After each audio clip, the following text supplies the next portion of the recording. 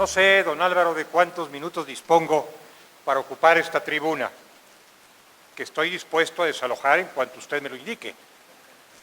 Pero en todo caso, esos minutos serían pocos para poder manifestar mi reconocimiento, mi respeto y mi gratitud por la invitación generosa que se me ha hecho para acompañarles con admiración en este encuentro notarial.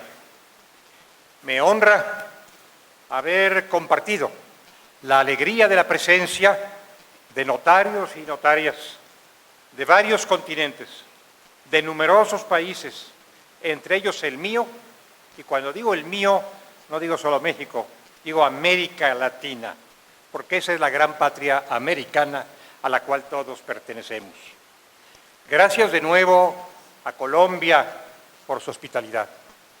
Gracias a Medellín, donde en otras ocasiones he podido compartir con ciudadanos de esta población experiencias y esperanzas y acreditar además los grandes progresos que se han tenido en la conquista de la paz, del progreso y de la fraternidad.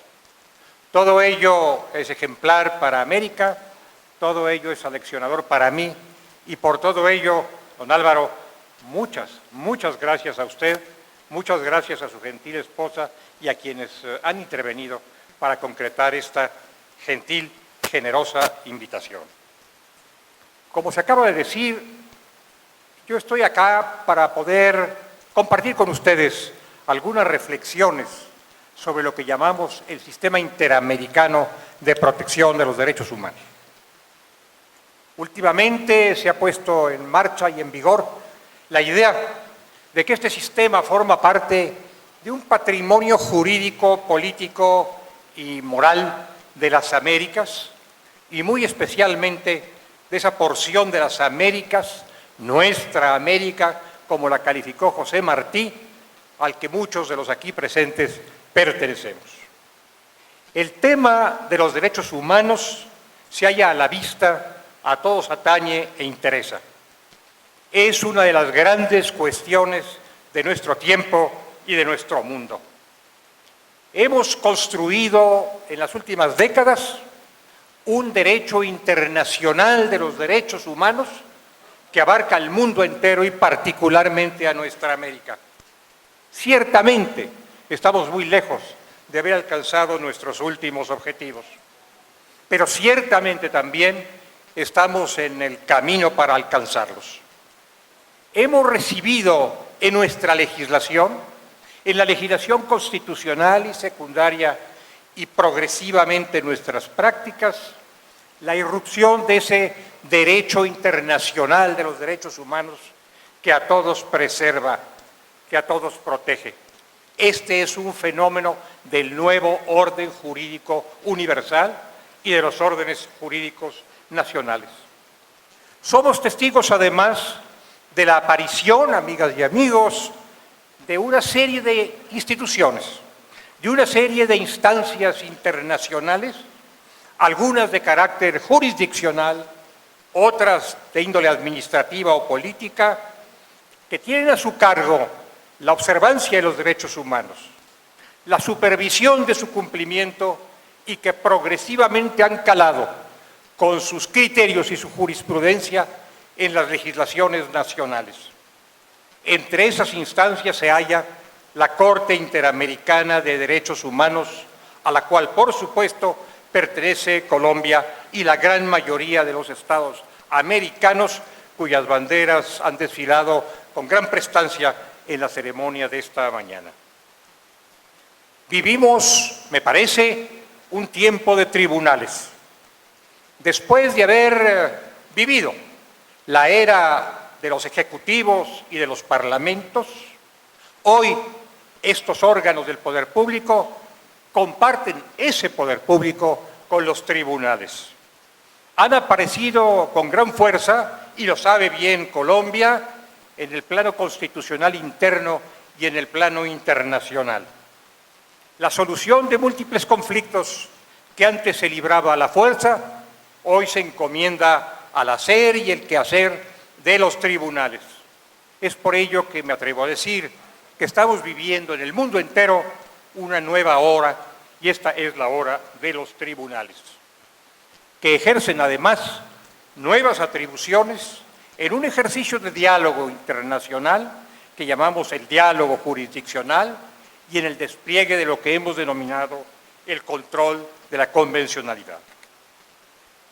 Por lo que toca a América, el tema de los derechos humanos se halla íntimamente vinculado con otro gran tema de nuestra experiencia continental, de nuestra progresiva experiencia continental, que es la recuperación de la democracia, ensombrecida u oscurecida durante varias décadas y emergente con fuerza, con pujanza en los años recientes.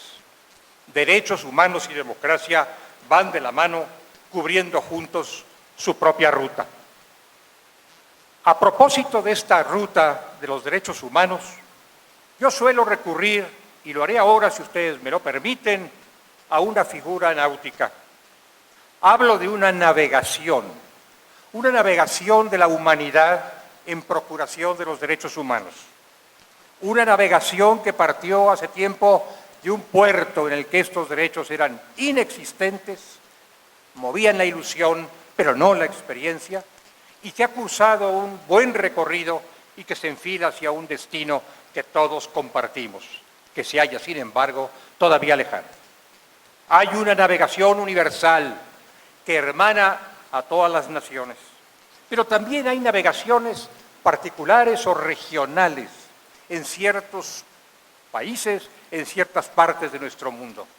Una de esas navegaciones es la americana, la que emprendimos hace muchos años juntos con el anhelo común de contar por fin con un destino claro y cierto en la práctica, el puerto de arribo de los derechos humanos.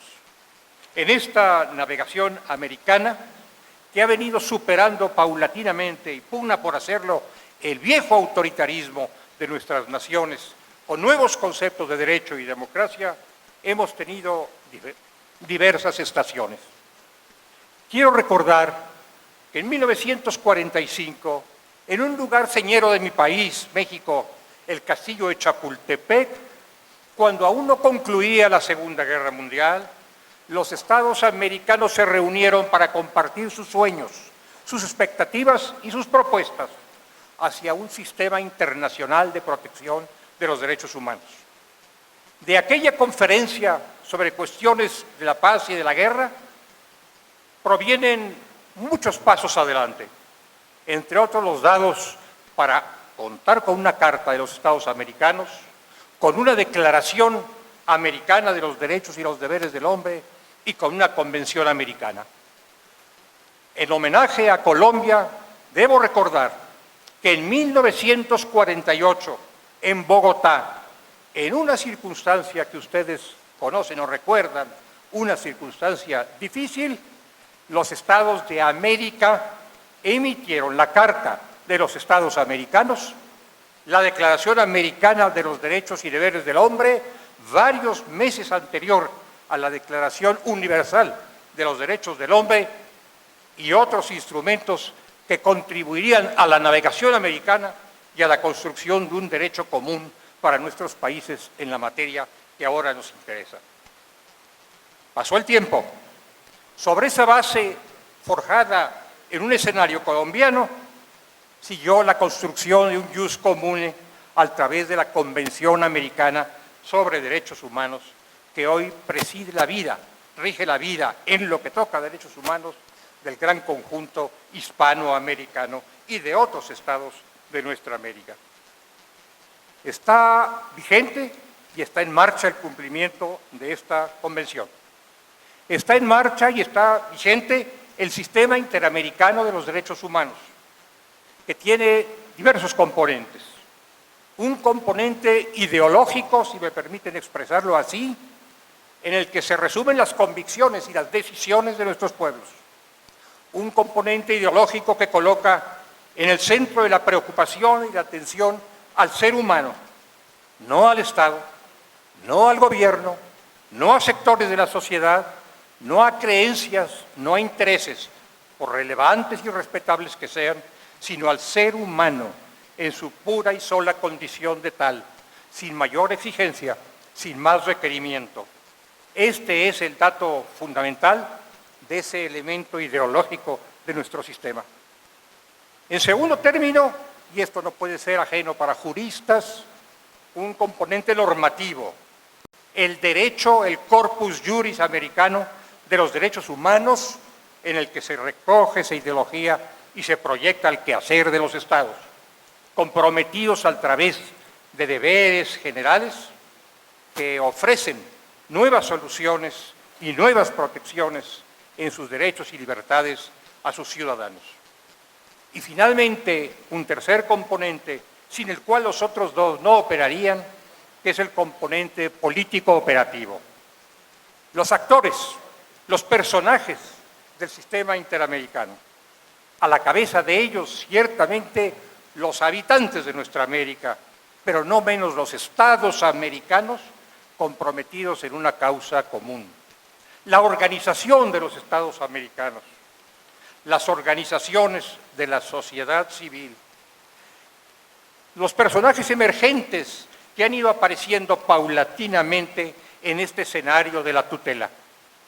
Entre esos personajes emergentes, con creciente importancia y presencia, yo quisiera mencionar justamente a los fedatarios públicos, a los notarios, a quienes depositarios de la fe pública participan en la acreditación de hechos y concurren a la justicia interamericana.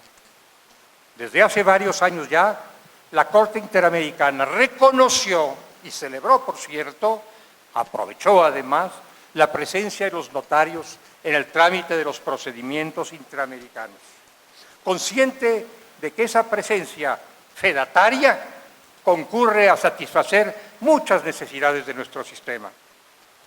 Es confiable, altamente confiable, y puede permitir que un tribunal instalado en un lugar de América, Costa Rica, tenga puntual conocimiento de las declaraciones veraces, auténticas, genuinas, emitidas ante fedatarios públicos que merecen la mayor confianza y el mayor respeto en los distintos estados de nuestra América. Contribuye también a la celeridad y a la economía de los procedimientos, que de otra suerte podrían resultar demasiado lentos y onerosos si se entiende que estos tienen que desplegarse en varias repúblicas y a largas distancias.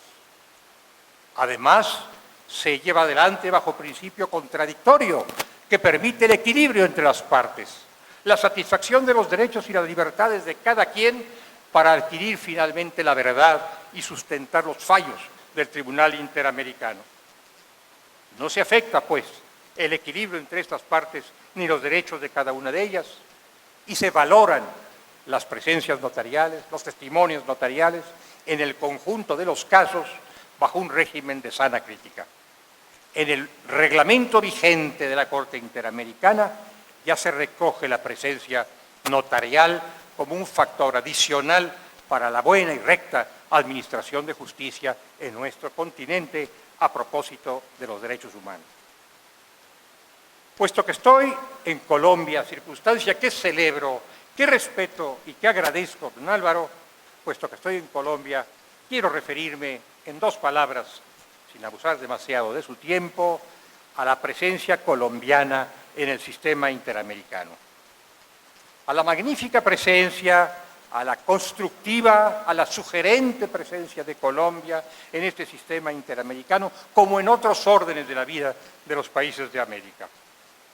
En la sede del Tribunal Interamericano, en la ciudad de San José, en el acceso a sus áreas de trabajo, de sesiones, de absolución de consultas y de emisión de sentencias, se encuentra la efigie de Nariño, la efigie de un gran colombiano y de un gran latinoamericano, que en su momento se ocupó en difundir con energía y con convicción la Declaración de los Derechos del Hombre y del Ciudadano, la Declaración Francesa de 1789.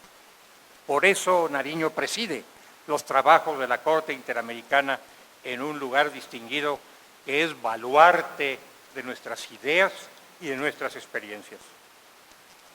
La Constitución de Colombia, en su artículo 93, en el marco del nuevo constitucionalismo latinoamericano, ha hecho un reconocimiento expreso al altísimo valor de los tratados internacionales en materia de derechos humanos. Aquellos que preservan, que protegen, que enuncian los derechos y las libertades más encumbrados. Para quienes se abocan al derecho constitucional y al derecho internacional, el constitucionalismo colombiano, conducido de la mano también de la gran jurisprudencia de los altos tribunales, constituye un factor de reflexión y de aplicación extraordinariamente valioso.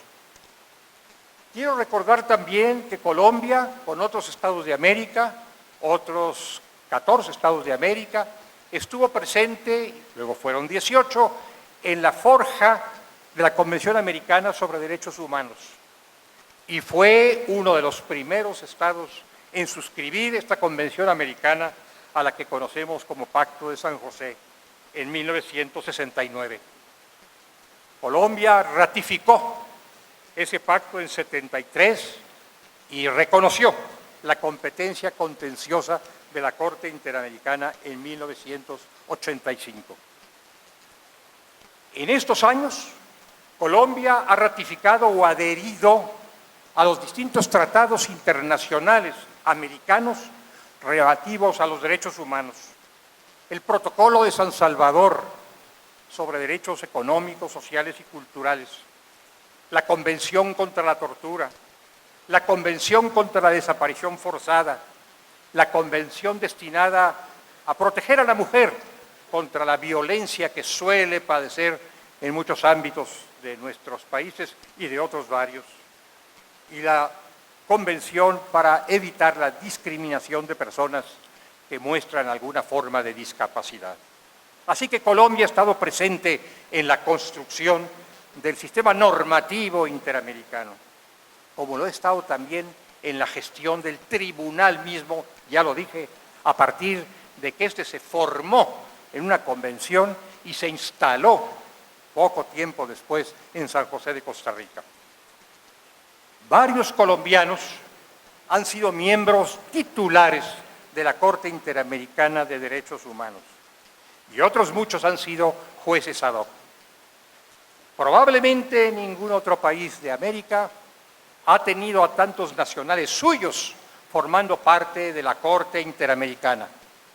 4 colombianos han integrado la Corte desde 1979. En el origen, en la primera composición de este tribunal, estuvo ya un juez colombiano, don César Ordóñez, primera integración. Posteriormente participó en la Corte como juez y como presidente en 2 ocasiones, Rafael Nieto Navia, que presidió las actividades de la Corte Interamericana. Tiempo más tarde, Vicente de Rú Rengifo, mi colega en esos años en la composición de la Corte Interamericana, y mucho más recientemente, don Antonio Sierra Porto, quien ha sido hasta hace unos meses presidente de la Corte Interamericana y sigue formando parte de este tribunal. De esta otra manera se acredita la presencia fecunda del gran país de ustedes y mío también por el afecto en la Corte Interamericana de los Derechos Humanos. Aquí, en Colombia, también se han celebrado varias sesiones de la Corte Interamericana.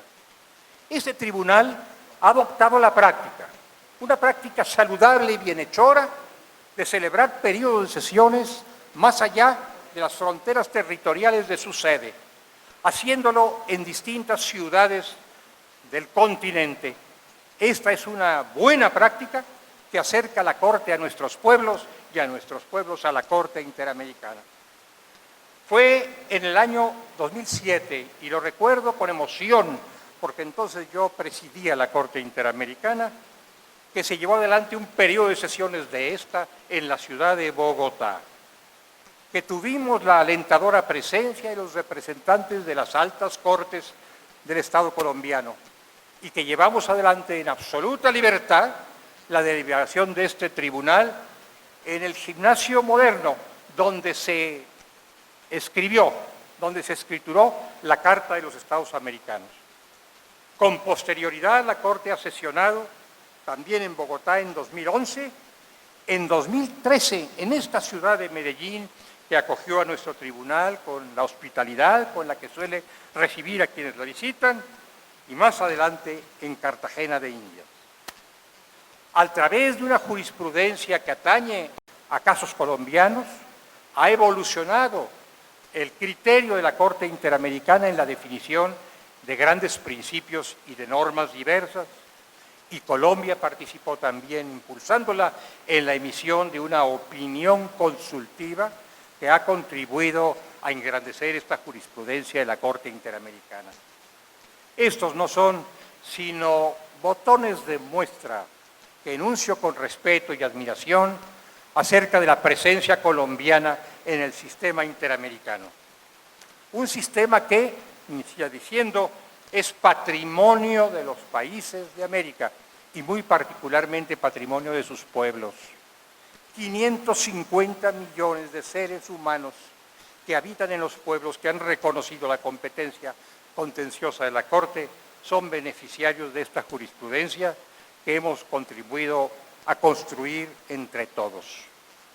Hoy, en el universo de los amigos de la justicia interamericana, se encuentran los fedatarios, los notarios públicos.